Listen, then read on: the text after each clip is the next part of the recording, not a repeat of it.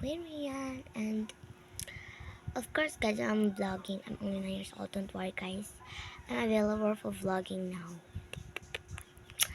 So, guys, don't forget to subscribe my channel, like my video, and share for more notification that pop-ups on your notification.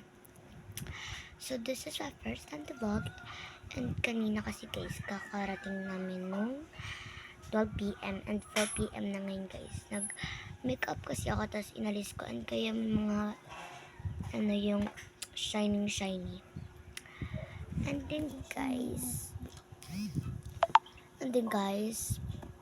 pagod na pagod talaga ako, pero hindi ako nakatulog. Kasi kanina, masama yung pakiramdam ko. Like, parang makakasakit ako kanina, So, guys, please like my video.